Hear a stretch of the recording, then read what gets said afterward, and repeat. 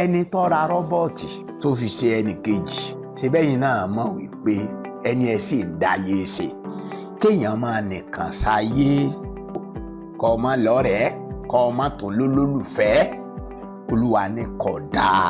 Tọ́lọ́run bá sì sọ pé nǹkan ẹ̀yin ọ̀jọ̀gbọ́n ẹ jẹ́ á gbà pé kò dáa.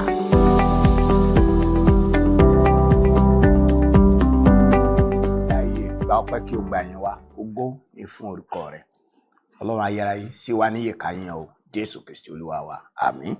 Ẹ má gbàgbé pé à ń wo ìṣòro ìdánìkanwà, ìṣòro ká máa dáyé ṣe, ìṣòro dídá ayé ṣe. Ní òní mo fẹ́ bá yín sọ̀rọ̀ lórí ewu tó wà nínú kéèyàn máa dáyé ṣe. Màá sì parí ẹ̀ sí àpòró sí ogun ìdáyéṣe. Ìwé Oníwàásù orí 4 ẹsẹ̀ 9 sí ẹsẹ̀ 12. Yẹ mú láti ẹsẹ̀ 8 sí ẹsẹ̀ 12. Ẹ má gbàgbé àwọn ewu tó wà nínú kéèyàn máa nìkan sáyé. Ẹnìkan ṣoṣo wà kò sì ní ẹnì kejì. Nítòótọ́ kò lé ọmọ, bẹ́ẹ̀ ni kò lárákùnrin. Síbẹ̀ kò sí òpin nínú làálàá rẹ̀ gbogbo. Bẹ́ẹ̀ ni ọ̀rọ̀ kò tẹ́ ojú rẹ̀ lọ́rùn. Bẹ́ẹ̀ ni kò sì wípé nítorí ta lèmi ṣe ń ṣe làálàá tí mo sì ń fi ire du ọkàn mi. Èyí pẹ̀lú asán ni àti iṣẹ́ òṣì. Ẹsẹ̀ 9.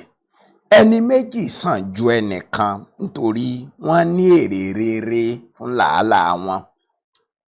Nítorí pé bí wọ́n bá ṣubú ẹnì kíní yóò gbé ọgbà rẹ̀ dìde. Ṣùgbọ́n ègbé ni fún ẹni tó ń ṣe òun nìkan nígbà tó bá ṣubú tí kò lé ẹlòmíràn tí yóò gbé dìde. Àti pẹ̀lú bí ẹni méjì bá dùbúlẹ̀ pọ̀ nígbà náà wọn ó móoru, ṣùgbọ́n ẹnìkan yóò àti ṣe móoru.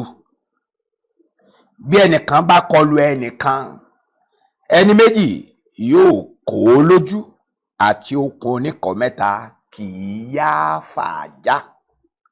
Kí Olúwa kó bùkún kíkà àti gbígbọ́ ọ̀rọ̀ rẹ̀ nínú àyà wa. Màá sáré tàbí ọfà ìmọ̀dò láti fi ewu 5 tó ń bẹ nínú kéèyàn máa nìkan dáyé ṣe. Àkọ́kọ́ ni pé gẹ́gẹ́ bí Olúwa ti sọ ní Genesis orí 2 ẹsẹ̀ 18 pé kò dára, ntí ò dáa kò lóókọ méjì. Àwọn bàbá wa ní pé kò dáa náà ni.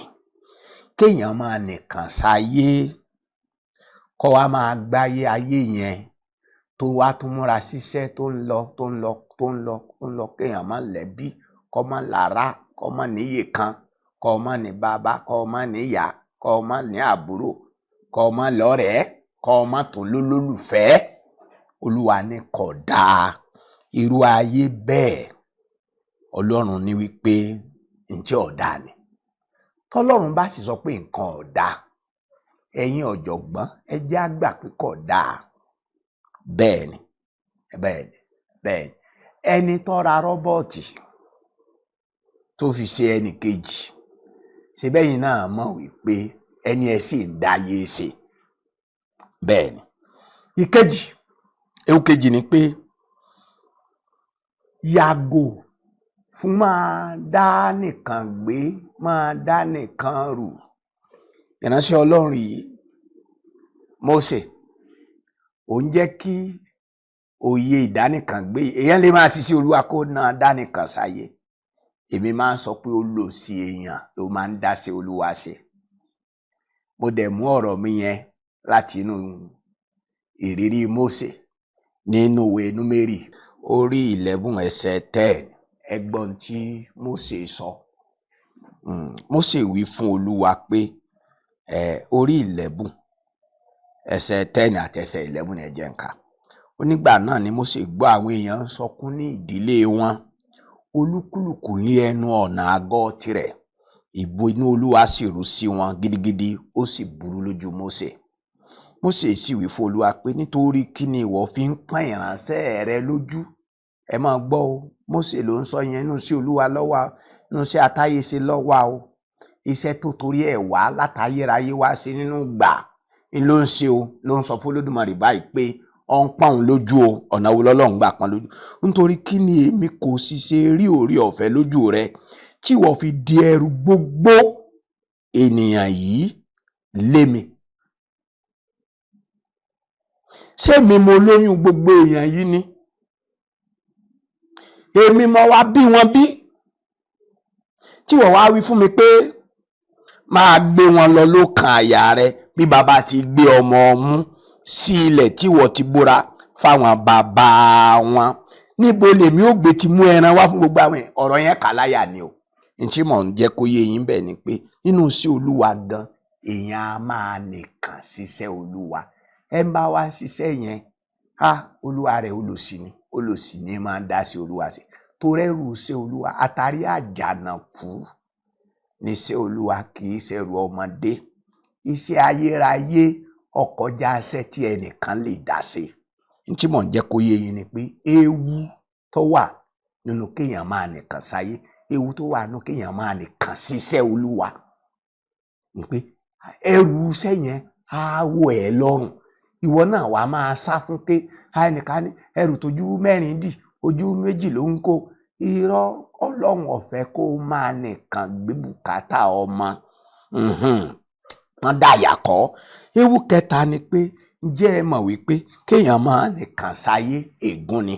Nínú ìwé Oníwàásù tí mo kà yẹn ní ẹsẹ̀ 10 ó ní ègbé ni fẹ́ni tó wà lóhùn nìkan, ẹni bá ń dáyé ṣe ẹni ègún ni.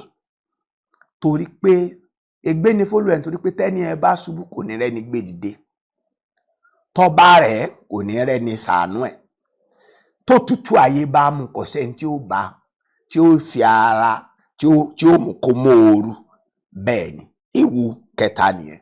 Ewu kẹrin ni wípé ẹni bá nìkan sáyé ó dájú pé olúwa rẹ̀ nínú ìjà ayé olúwa rẹ̀ ó dìjẹ fún àwọn ajúnilọ ayé ni. Ogun láyé gbogbo wa la mọ̀ bẹ́ẹ̀. Àwa tá a tún ti wá sínú Kristi, ogun ti wá peléke sí i.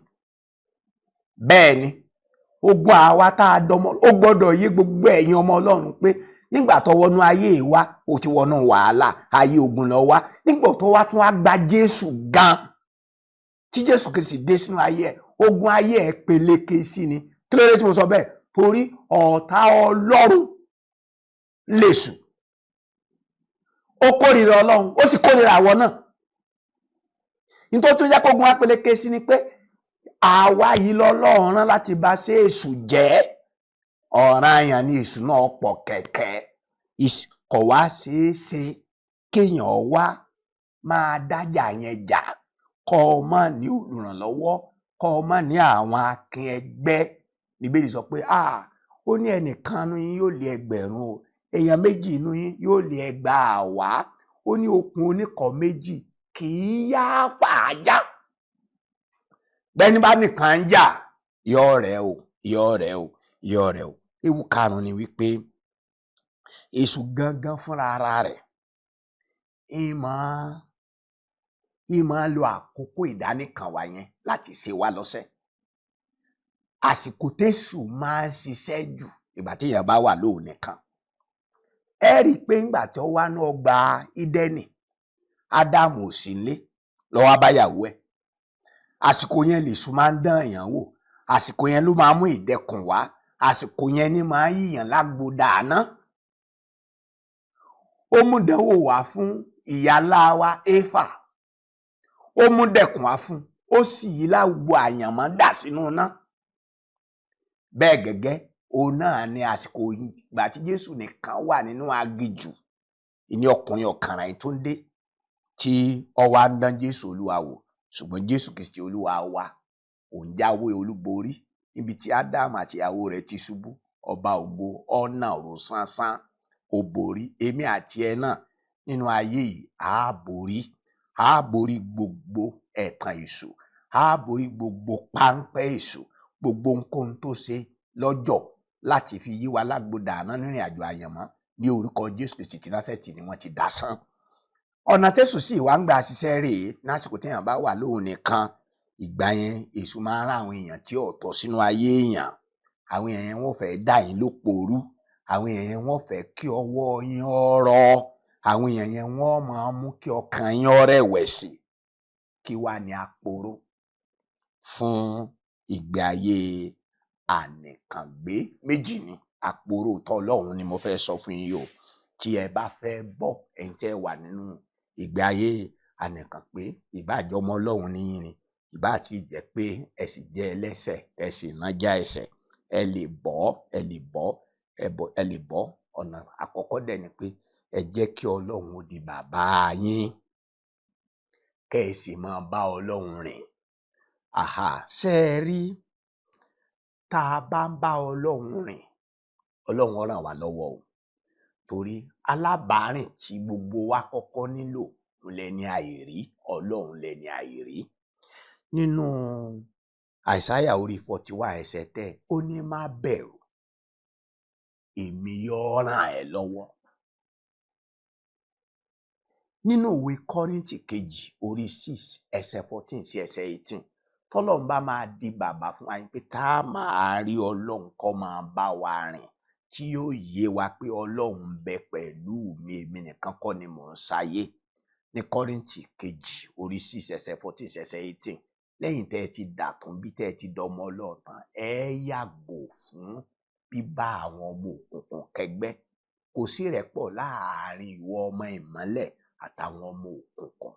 Kò sí àjọpín tí ń bẹ láàárín tẹ́ḿpìlì Ọlọ́run àti ilé òòṣà.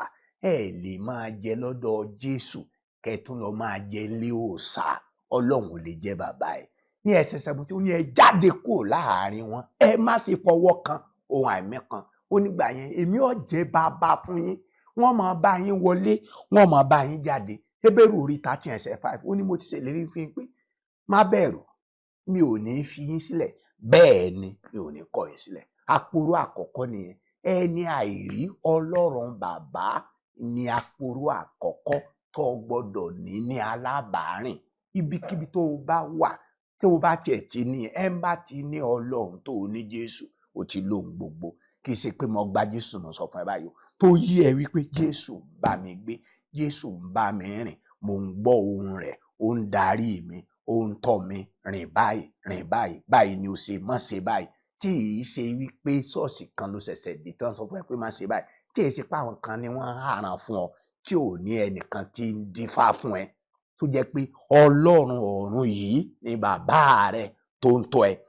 Ìgbésẹ̀ kejì, àpòrò kejì ni wípé o nílò àwọn èèyàn kan nínú ayé ẹ tí ẹ jọ máa ṣayé tó fi bọ́ lọ́wọ́ ìgbé ayé àdánìkàngbé. O nílò àwọn èèyàn kan tí ẹ jọ ṣayé tí ó fi bọ́ lọ́wọ́ àwọn ìgbé ayé ànìkàngbé. O nílò àwọn èèyàn. Màá sọ àwọn èèyàn yẹn fún ẹ. Ìyẹn ni ó mú mi lọ láti tẹ̀síwájú ní ọ̀rọ̀ ìṣòro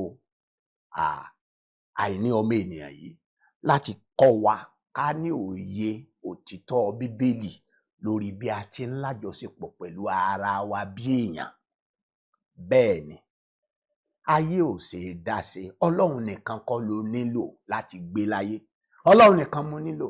Mi ò sọ pé òun purọ́, ṣùgbọ́n òótọ́ tó kún. Ó nílò èèyàn ẹlẹ́ran ara bíi tirẹ̀.